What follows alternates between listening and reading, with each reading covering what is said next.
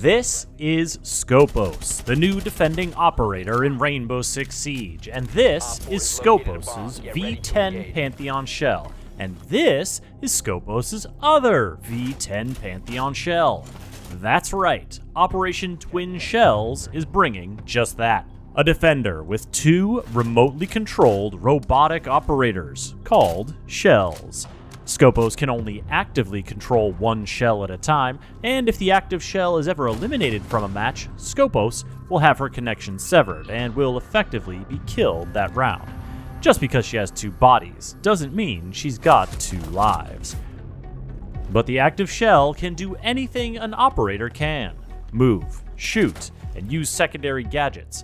And while one shell is active, the other assumes a crouched position and deploys a bulletproof barrier that acts almost exactly like a deployable shield. This means that while the barrier is bulletproof, it's not explosion-proof. So, a well-placed ash charge, Flores drone, or frag grenade can destroy it and clear the way for attackers to eliminate the shell itself. The inactive shell also features a camera that Skopos and her allies can utilize. When Skopos uses the inactive shell's camera, she can switch shells, provided the shell she's currently controlling has room to deploy its barrier. This allows Skopos to effectively teleport between two locations, making her one of the most mobile operators Siege has ever seen.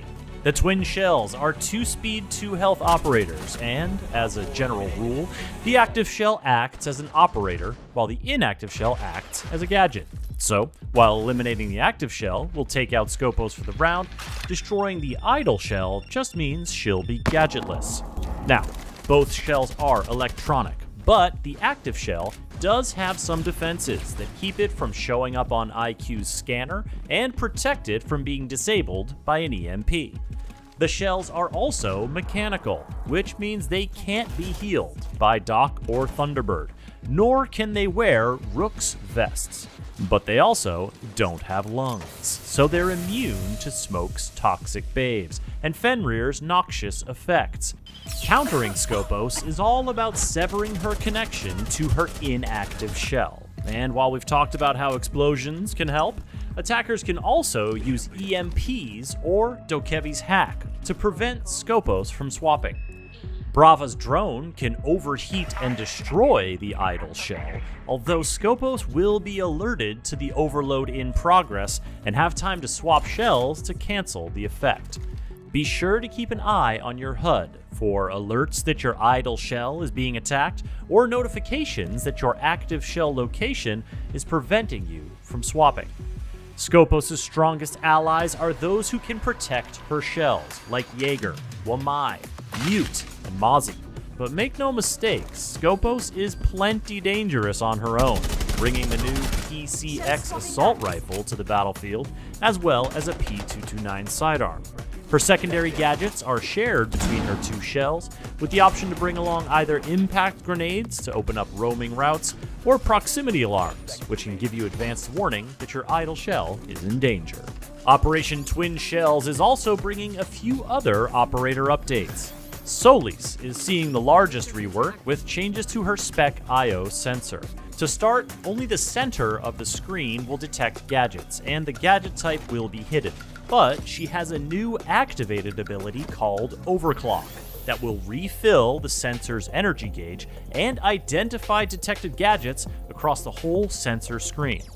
While being identified with Overclock, enemy observation tools in Solis' detection range will show a warning on screen that will be visible to the players using those tools.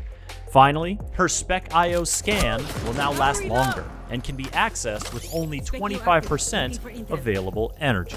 Nokk is getting a buff to her stealth capabilities. From now on, her gadget's energy consumption won't be time-based, but rather action-based, meaning that as long as you're not moving, you won't consume any energy, and you'll be hidden from cameras as long as you like. Dokkaebi will now start rounds with 0 charges for her logic bomb hack, and will gain 1 every 45 seconds, up to a maximum of 2 per round. Drones are also getting a universal buff, as they can now deploy a speed boost, making them harder for defenders to hit. Thankfully, you'll have more time for target practice, as you can now enter the shooting range while matchmaking.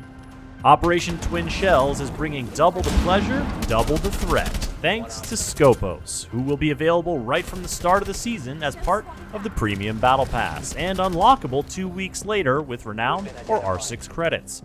For the latest on Rainbow Six Siege, subscribe to this YouTube channel, or visit rainbow6.com.